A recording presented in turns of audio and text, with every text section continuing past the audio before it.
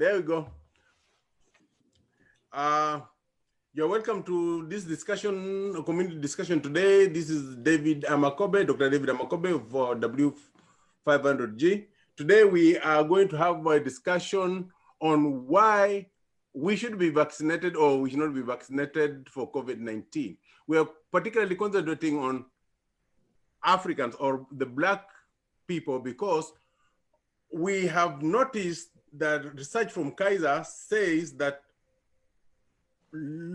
fewer Black people are willing to get vaccinated than the majority of Americans. And also looking across the pond to Africa, Africans have a hesitancy towards the vaccination.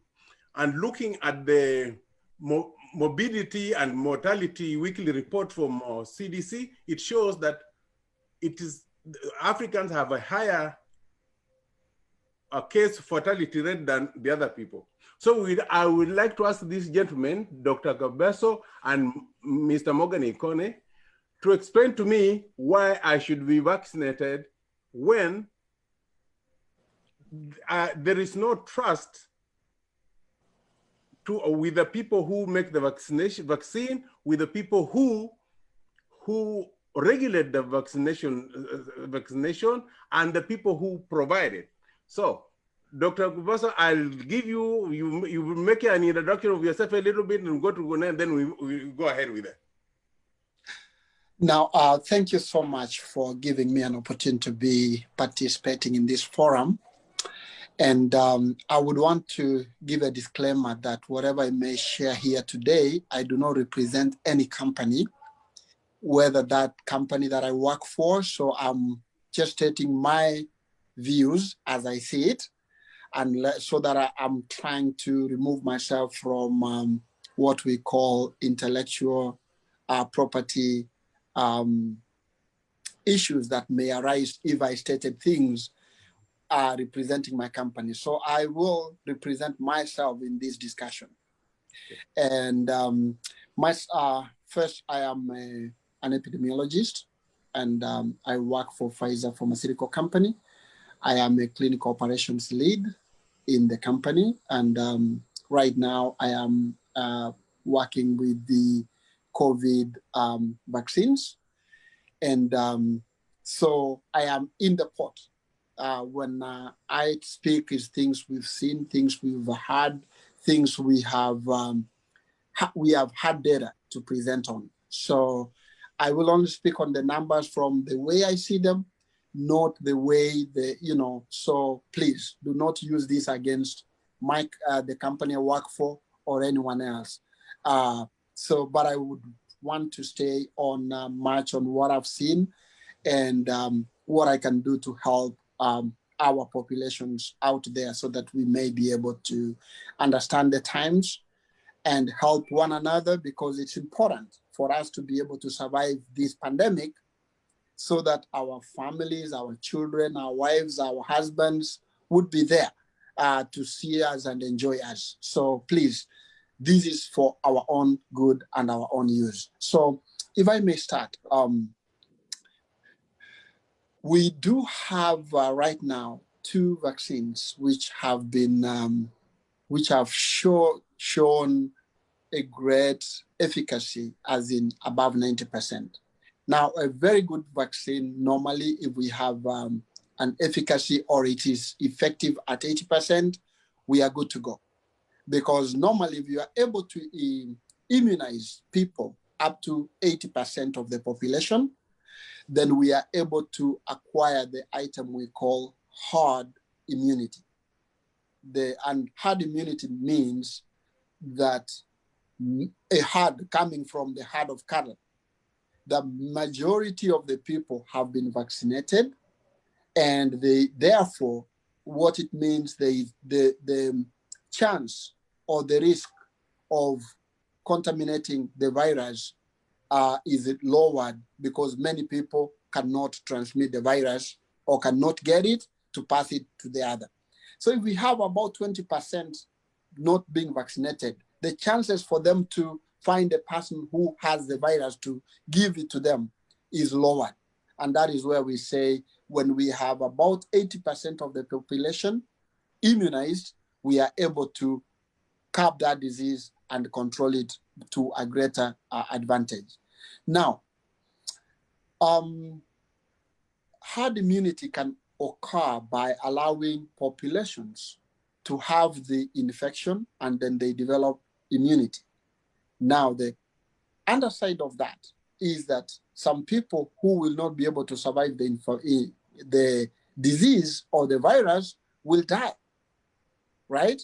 And so it's what Dr. Atlas from wherever he comes from, he was claiming he comes from Stanford. And of course, you know, Stanford disavowed him.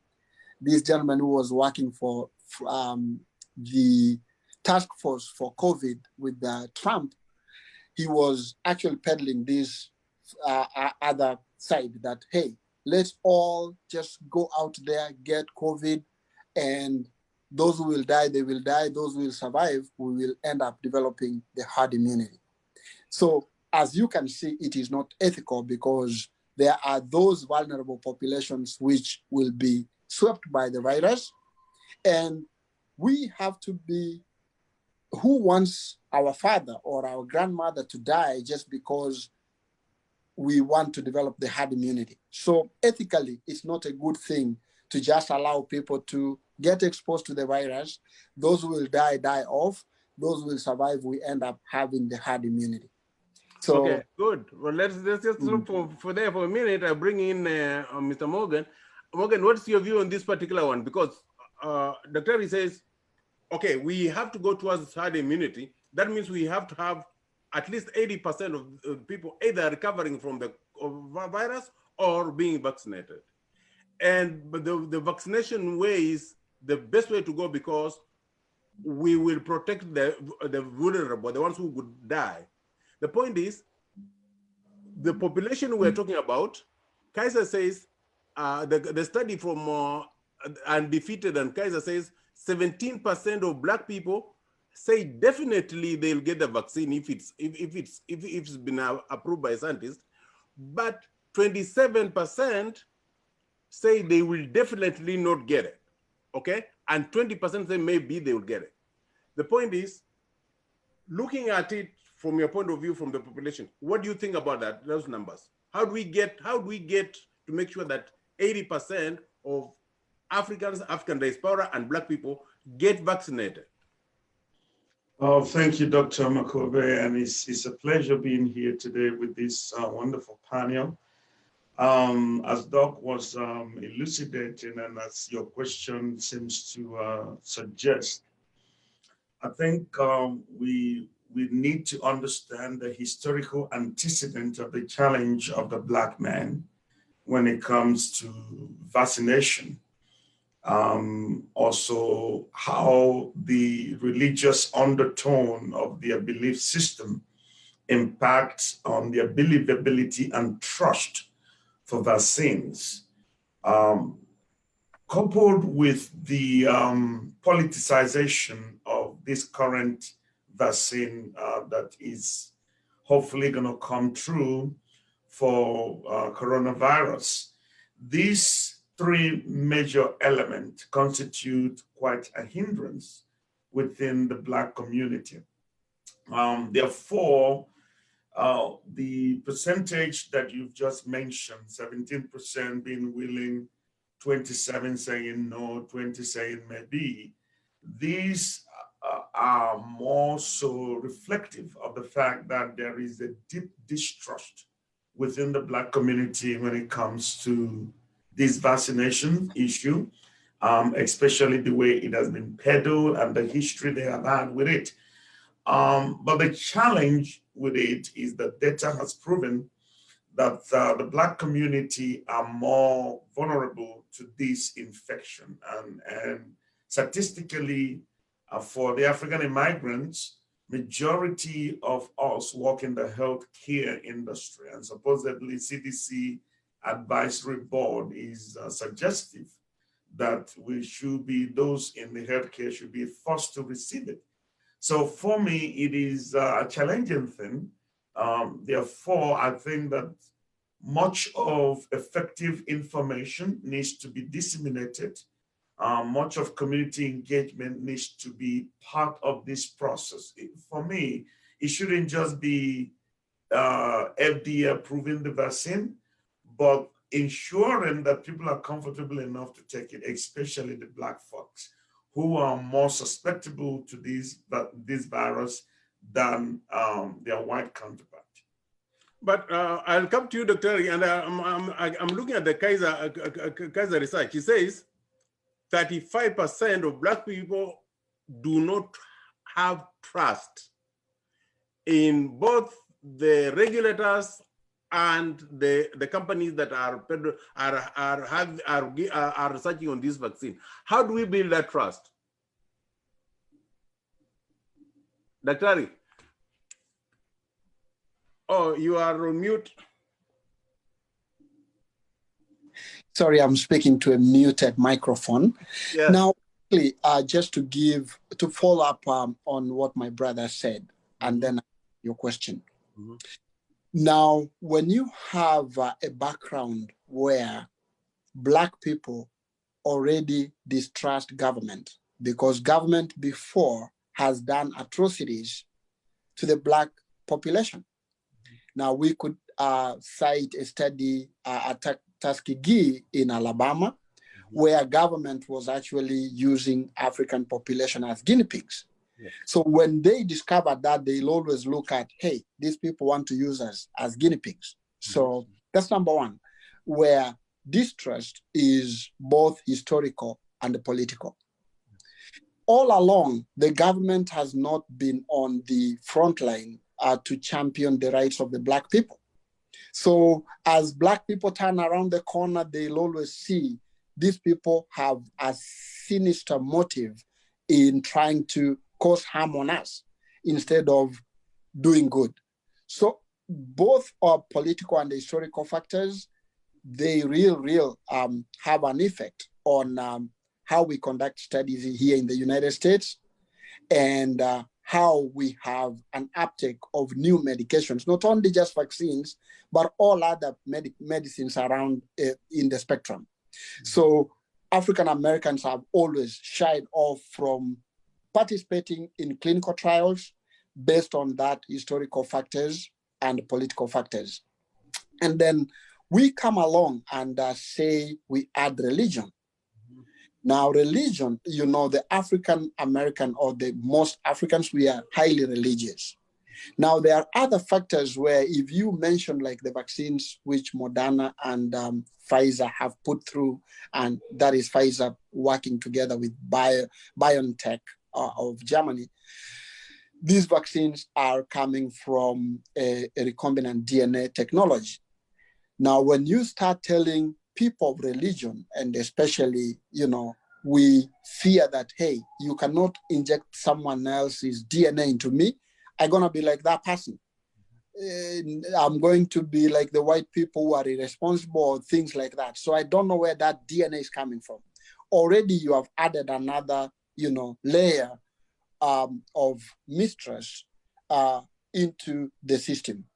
Now, let's then go ahead. How do we tell our populations to be able to see that not only just the vaccines we are talking about, but all other clinical trials in general are now safe and good for everybody? Number one, if I were to speak with my people, which I think I'm doing right now, I would tell them government has changed from where it was before in terms of clinical research.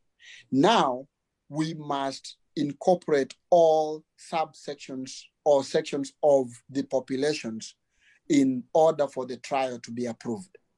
Now, let's say we have 12% of African Americans in the United States, and we have 6% of Asians. So when we are doing recruitment for trials, we must ensure that the population has 12% African American, 65% of Caucasian, 6% of Asian, 3% of Pacific Islanders, so that it is proportionately similar to the general population.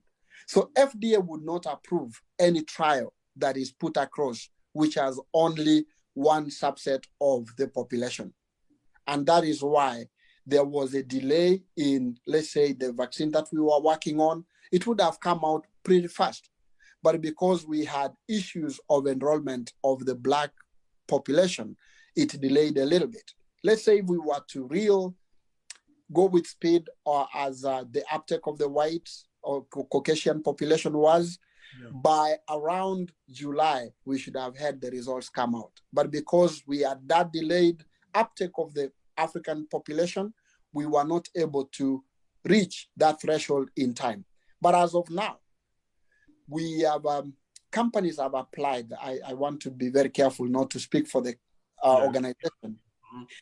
These companies which have come out to say, let's say Pfizer and Moderna, they have applied for approval by FDA. Now, FDA, what they are looking at before they do the approval, of course, one of the, I'm glad that the UK has gone ahead to approve one of these vaccines to be used in the United Kingdom, and it will probably follow suit with the US because we are almost using similar, I would say, the EU modalities of approval are just similar with FDA approvals. And we all know that the International Organization for Research takes care of the three giants, the EU, Japan, and the US. So whatever those three do, or one of them does, you know that it will be almost taken by the other two counterparts. So I wouldn't be surprised to see these vaccines approved in the United States, and this is coming very quickly. But I'll give a pushback a little bit there before you go ahead. You realize there's Japan, EU, and the US. Yes. There's a big hole there about the data coming from Africa or not coming from Africa. There's a problem of trust there because, first of all, they don't want to participate, and then they argue that their data was not included, so it might not be good for them. How do we bridge that? How do we make sure that, first of all, the argument, I do not trust you, so I will not take part in the trial, but then after you do the trial, I will not trust you because you did not you not include me in the trial? Now, a good question. Now, number one, really, Africa did not refuse to participate in this trial. They were not given that opportunity in Africa. Okay. And this was the reason. Now, it's usually very tedious in terms of operations to run a trial in Africa. You know that we have bottlenecks in terms of government approval, corruption, even the setting. You can realize some of these vaccines, they require high, very low temperatures for storage. Now, to create such an infrastructure, let's say in Kenya, where we have power outages, blah, blah, blah, because of that, those trials were not actually taken there. And this is the reason. We say we already have the representation of the Black African people elsewhere, where we have the operations easier, like here. Similarly, we do have African populations in Europe, which can be used as a subset to reflect of what is in Africa. Now, number two, this actually happened to be an ethical issue. You realize when we started on HIV trials, majority of those were pushed to Africa. And there was a problem because in Africa, people are not even the ethical issues. We are talking about informed consent. Yeah. People are not getting the information that what they are doing is actually a trial. And that led to many ethical issues coming out of Africa. And so to avoid those ethical considerations and problems, Africa as a country was not really offered, as a world, a continent was not offered that opportunity to participate in these quickly because we wanted data very quickly. So we did not have enough time to start those long operations. Now, just to give you in a nutshell, if we were to make an application to do a clinical research in Kenya using Kenya Medical Research Institute, it takes almost over a year to have everything set up until acceptance. Now, if we were to do the same for the US, when we have a molecule which we are testing, it is less than 3 weeks and we have approval. So you can see the issues. So those operational problems and difficulties led to these vaccines not being tried in Africa, but they were tried elsewhere where the African population is kind of like taken care of. I want to agree, but I will push you and I'll push Pfizer and all the other pharmaceuticals a little more. There is a narrative that comes out of Africa saying that it's not possible, and nobody tries, because W500G is my company I run. That's the field I am in. The point is, everybody just don't want to talk about it, but I know that that time can be reduced and should be reduced, because the data that is being applied for the Black people in Europe and in the US are not basically the same as the Africans in Africa. No, unless you are taking the diaspora, which in this case you should have actually increased the percentage of diaspora so that they can actually replace them. But no, it's not you, but we are putting this idea out there so that we don't have a situation such that when the vaccine comes out and is now being pushed to Africa, the anomalies arise more there, and the narrative continues that this is what they are doing. You understand? This is a chicken and egg thing, because we didn't test there. When we do mass vaccination, there will be more problems there, and then they will actually justify what they are saying. There is an answer to that. Mm-hmm. Now, number one, remember clinical trials are done in phases. Yes. So the African population or people in Africa will get a chance to participate in what we call mass. Phase 3? Phase 4, actually. Phase 4, okay. Phase 3 is what we have just conducted, which needed about 35,000 people. Now, and I want to state this a little bit so that people see the clarity. Mm-hmm. Research does not end at the approval. The approval just says now proceed. We are at a certain degree sure that this is safe. Let's say at about 98% the degrees of confidence. However, after phase 3, we still continue with research. So the people are going to receive the vaccines from, let's say, year 1, year 2, still that is in research. We are going to collect more data and continue to follow and see, is there any of these now people having anything which we call an adverse event? Is there any serious adverse event? So that way, when we roll out the vaccine first time to Africa, we are actually proceeding straight to phase 4. The first, let's say, 10,000 people to receive that vaccine will be in trial. Okay. Now, so they are not just going to receive just the vaccine as that. We will take their data, everything, and we will follow them, look at their pharmacodynamics and everything and see. And others, they may not have to report to the clinic every day, but we will, whenever they receive the vaccine, they'll be told, if you experience anything which is abnormal and toward your normal physical functioning, please come back to the hospital.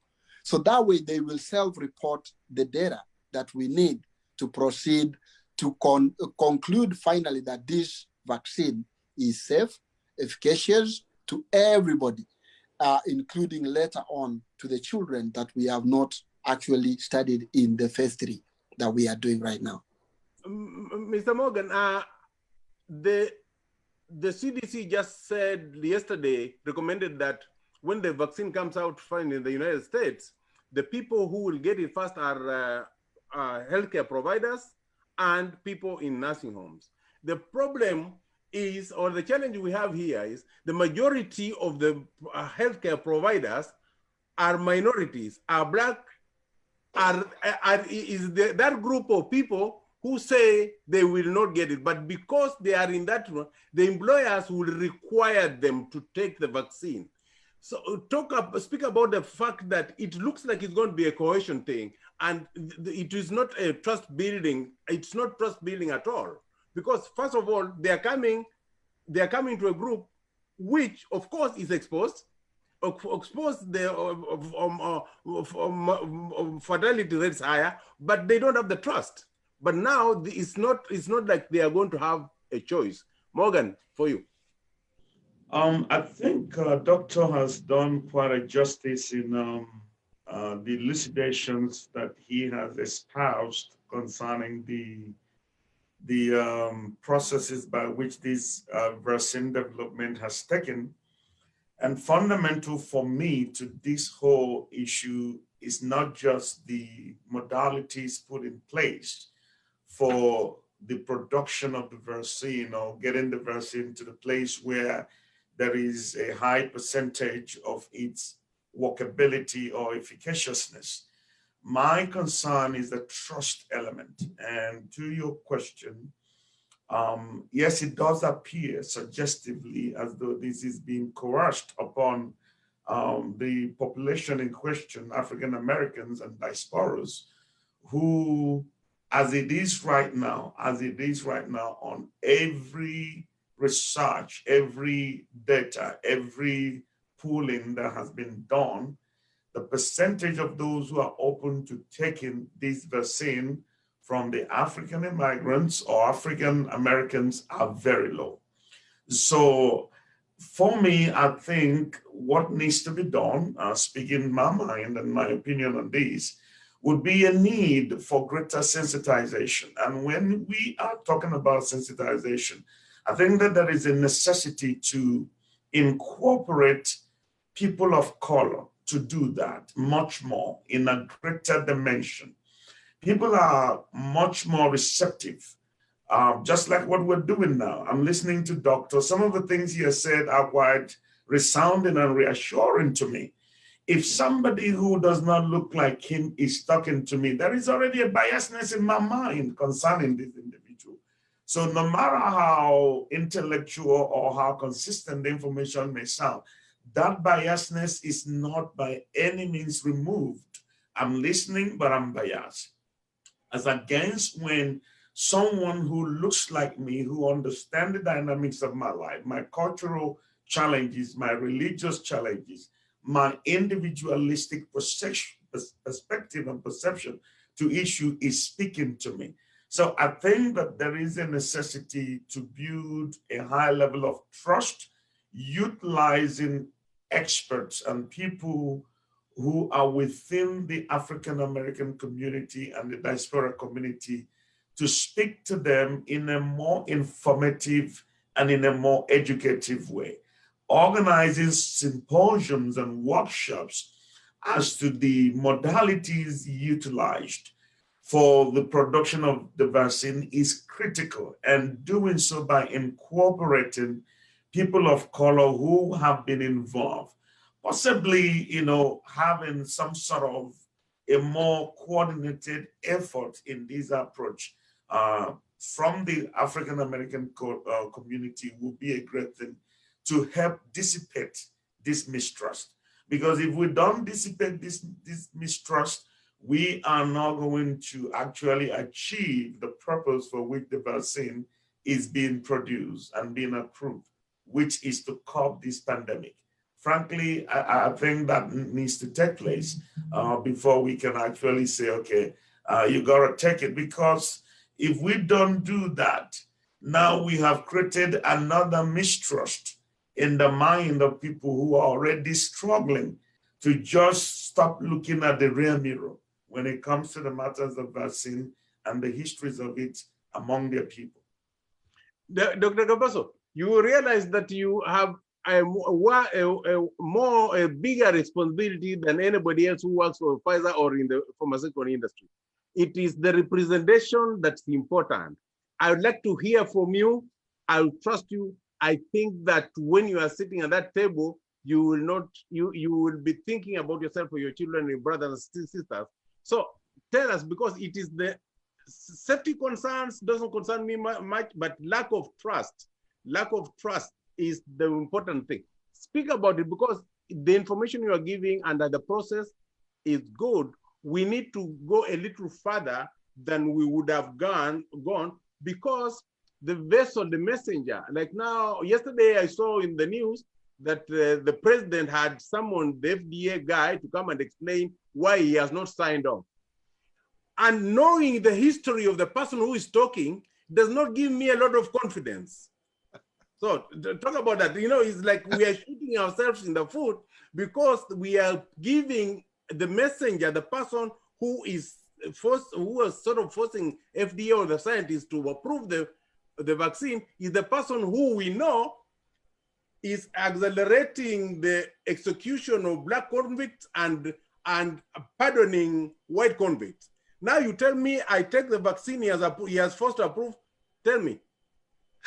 Doc, scientists do not resolve political issues. Number one disclaimer. So, however, let me stay on my line, which is scientific. Now, the only problem is that science does not occur in a vacuum. Yes. Under political institutions, that is where we operate from. However, I want to help someone who is out there trying to understand this vaccine and see for themselves. Forget about the politics of the day. Forget about the pressure. But this is what I'll give you. People, you've heard many times it is being said that vaccines, the average amount of time of producing a vaccine which has been safe and efficacious has been about 4 to 5 years. All right? Yes. And in modern history, we have a vaccine, which happened, the measles vaccine took about 18 months. So that is the quickest vaccine that has ever come through. When we talk about the hepatitis C vaccine, all those have happened over 10 years. So when we go down and then ask ourselves a question, which I know creates a lot of pressure and mistrust, how come we are able to develop a vaccine for corona in less than 8 months? So that will cause everybody who has that information that vaccines take roughly about 4 to 5 years. How then can you convince me to take a vaccine which only took 8 months? Now, these are now the real reasons, scientific reasons. Forget about politics. Number one, the corona vaccine did not just start from nowhere. We had a baseline to operate from. So its safety and efficacy were kind of like already evaluated in the sister vaccines for MERS and SARS, which are sister viruses to the corona. They are actually coronaviruses, only that they are not 19. The other one, they are all cousins, or rather brother, sister. Number two, one should understand that those older vaccines like measles and the rest and polio, we used the live viruses to develop those vaccines. So attenuated virus, we weakened the virus to develop the vaccine. But this new technology, which is effective and quicker, actually very fast, it is called the recombinant DNA technology, where you take a human DNA and take the virus DNA, a subsection, inject to the human DNA to create a new DNA, which is human virus DNA. Now, in that new DNA that we have created, when you inject it to a person, the person will have a DNA in him, which now will tell the body cells, you know, a DNA is essence is actually like a key to start a reaction. So it tells the body cells, hey, produce more of this copy, or rather we say replicate more of this DNA. We need them. So the body will go ahead and produce many other DNA, which will be having the antibodies to deal away with the coronavirus. So once one gets this new recombinant DNA vaccine, and that is actually what Moderna and Pfizer are using, you get DNAs and this is very minute things. So don't be worried that you are getting a cell. It's not a cell of another person. You're simply getting already a changed thing. It is the human cell actually works like just a vehicle to hold the coronavirus vaccine, rather coronavirus DNA. Once you take those, you put in the human system, then they start, we call it messenger. They send messages to the human body to reproduce. My bad. Sorry for that. Mm-hmm. They send messages to the human DNA to reproduce many of those new DNAs that are required. And once we have them in the body, they already elicit a reaction, or we call it an antibody reaction, so that whenever a virus will be coming in, it will be countered by these DNA which already you are carrying around. So this is a new technology and it works faster. But in all the cases where we have to take the virus, inject, kill it a little bit, try it on a person, those people get sick. We are like, no, we didn't kill it enough. We try to kill it again more. Oh, it died completely. There is no reaction. So we have to look for a balance. But when it comes to the recombinant DNA, there is nothing you're balancing. All you need to do, get a vehicle, create a DNA, reproduce so many of them. Now you have a new human virus DNA. Take that, put it into another person. They send messages into the DNA decoding or coding material, and they'll reproduce those many cells. So this is one part which I think we should explain to people so that they understand. Once they understand that, hey, the production of the coronavirus is not as similar as to the polio vaccine, the measles vaccine. This is there. Yes. What you're saying, the production of the vaccine, the process itself changed. Yes. Technology changed. Yes. So the timeline that we are used to is according to an old process. Mm-hmm. That's why we cannot relate it to the fact that an old vaccine used to take 20 years, and why is this one now taking shorter? It is not because of politics, not because of anything, it's because technology changed.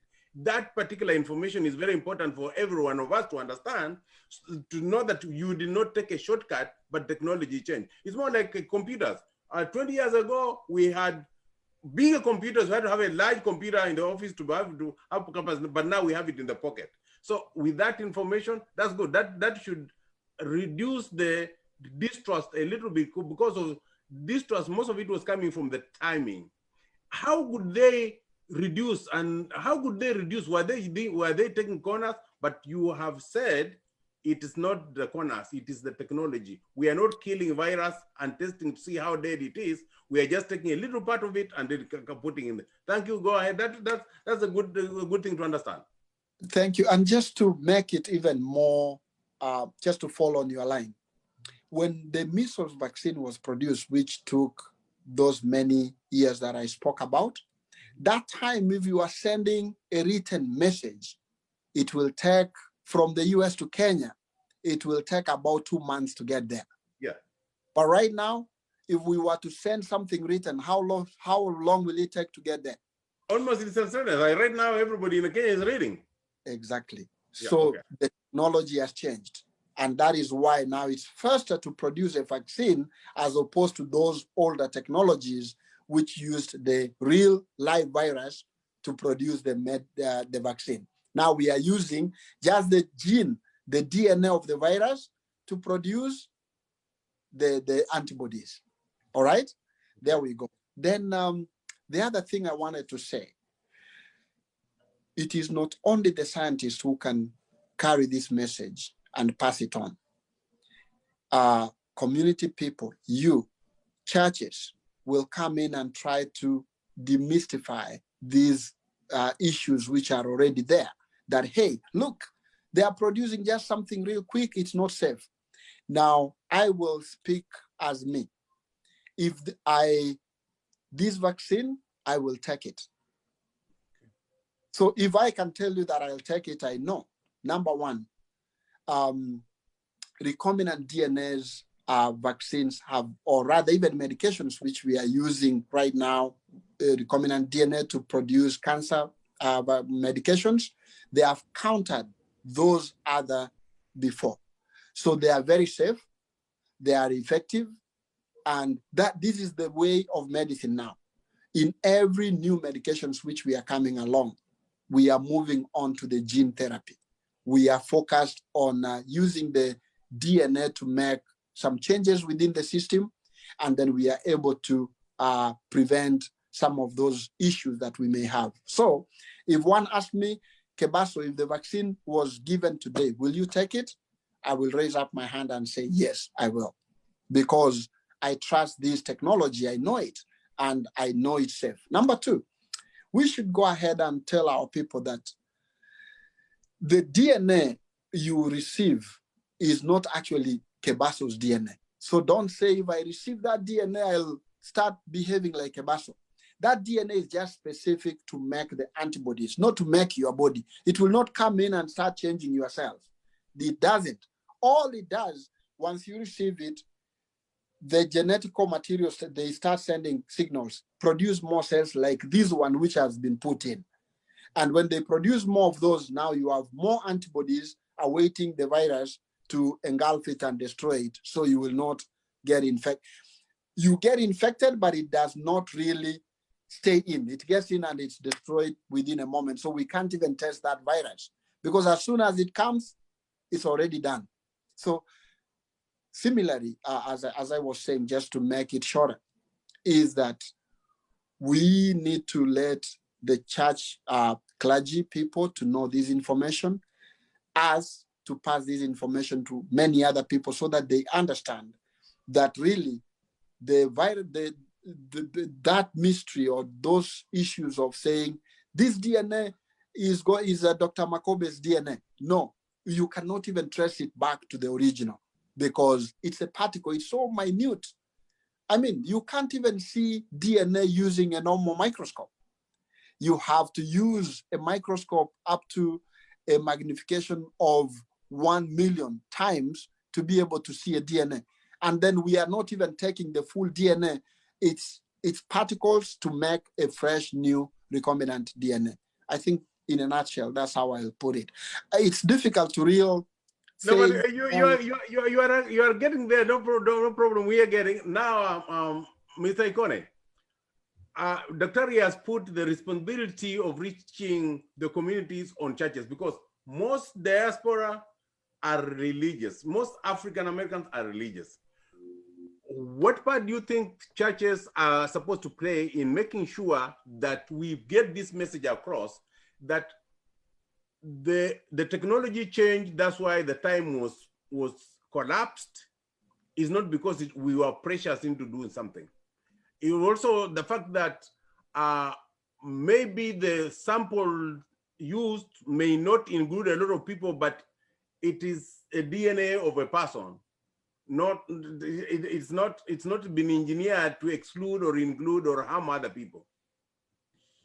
I think that Doctor has done a magnificent job in breaking down in a very understandable manner the process by which this vaccine is coming to be. And I think the point he made as it relates to the shrinking of the timeline being that which is primarily orchestrated by new technology, not shortcuts, which has been part of the major mistrust issue out there, is critical. I think to answer your question, I will believe that, as he had stated, that there is a need, and I think this is where governmental policy makers needs to understand that for this vaccine to work, they need to intentionally do an inclusive sensitization. If, per se, the African diasporas are very religious, which we are, it will be tantamount to failure in their intent to have people vaccinated, to just keep on pushing, go take vaccine, without having to speak to community leaders who have a voice among those who they want to be vaccinated. Therefore, I think that the foremost thing right now that this administration or the incoming administration may begin to consider is how can we meaningfully engage community leaders and religious leaders, and to explain to them, both in a scientific way and in a practical way, how this thing works, the process is taken, so that they are able to go back and explain it to their parishioners. That's number one. Number two is when it comes to what Doc was explaining, how a minute element of the DNA is extracted and that of the virus is extracted. And the combination of the two is what is utilized for the formation of the vaccine. And when somebody receives it, the person's antibody automatically kicks in naturally. I think the explanation of the natural process that it takes for the antibodies to be developed is critical. If I understand that it is my own cells, my own body, my own gene that is producing this defense as against I'm injected somebody's S, it will help me to be open to receiving it, because it is not against nature, which is the most religious argument. The most religious argument is that vaccines are other people's antibodies, other people's cells, other people's gene that you're putting on people. But if they understood, no, that this is actually your own gene, your own cells, your own immune system producing what you need. It is like you put something that triggers me to respond and to produce what should be produced. That explanation of the natural order is critical. And when that is explained from a religious vintage, it will be more convincing and more appealing for folks to buy into it. But it cannot happen if the people who need to be explaining this are ostracized out of it.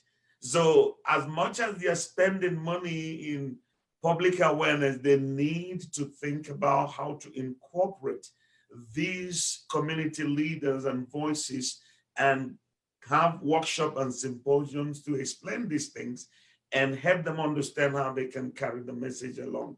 Thirdly, is that the religious leaders, when they've understood this, now they can demystify.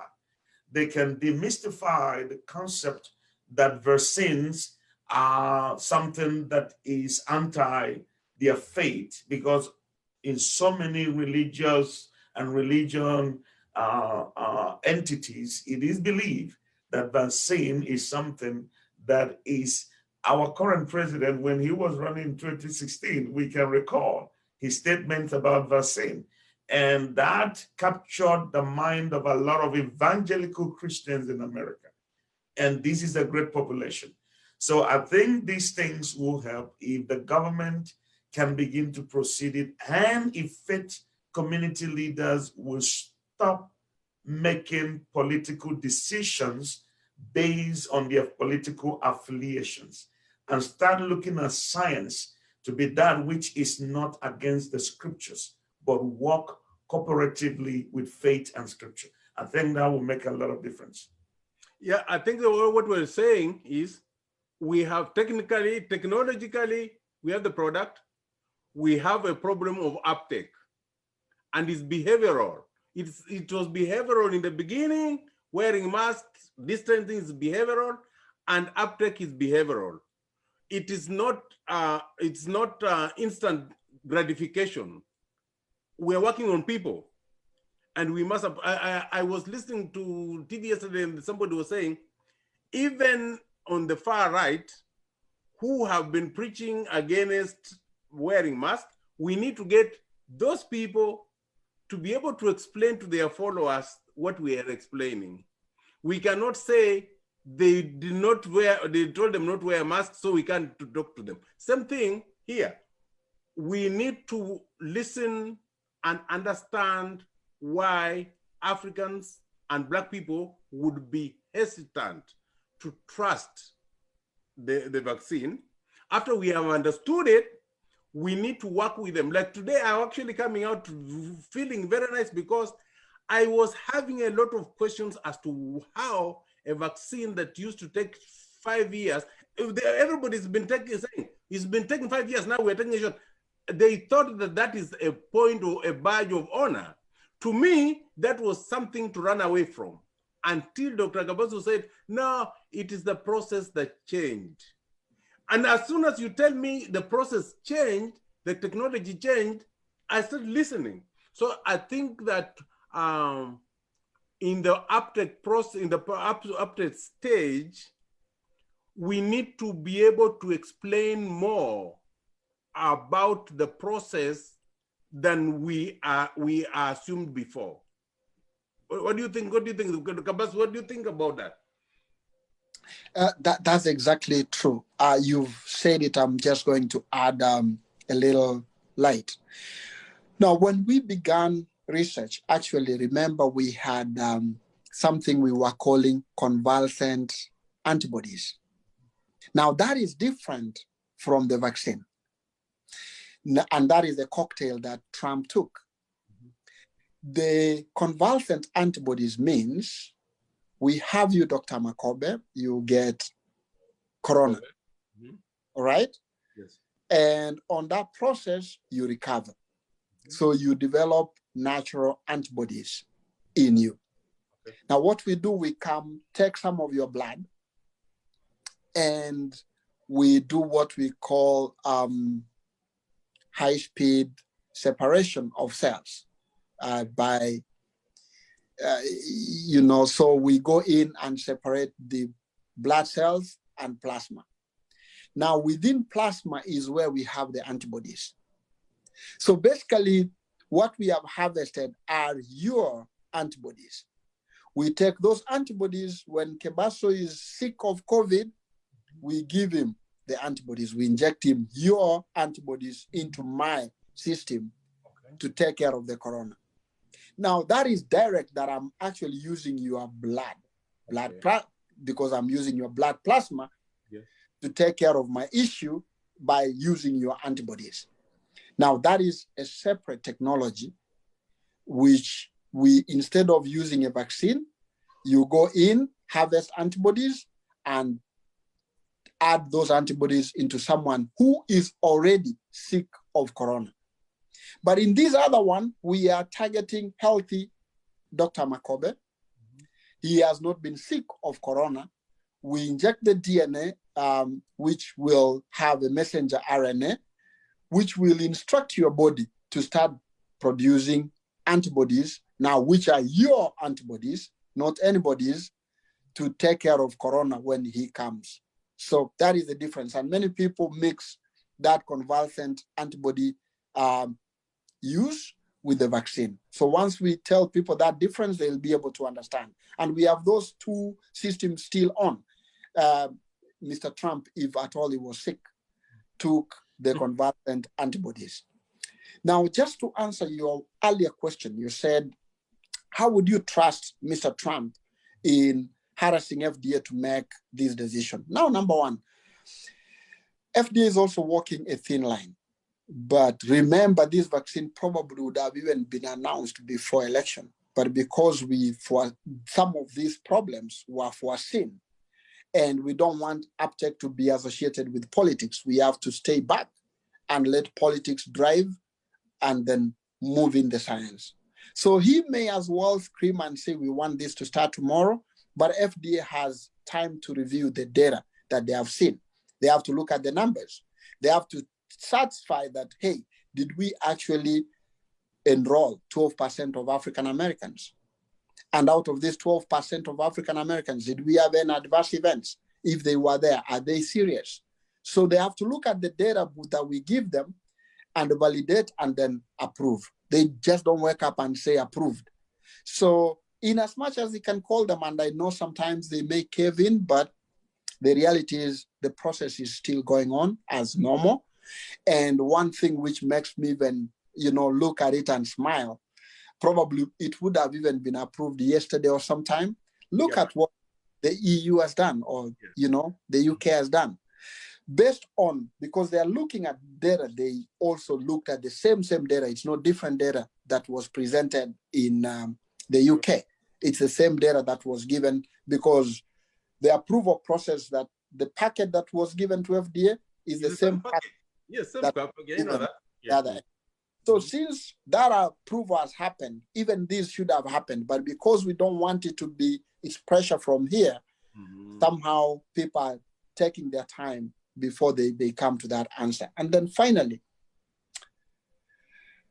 we just remember, if we target our populations back home, we just have to tell them the science and the benefit. And if you, and I know most of us probably have spouses who are working in the healthcare, or our children. Now, it's important to start with those. I know my wife initially, she was like, I will not take your vaccine. And then she works in the healthcare. She said, she works for Kaiser.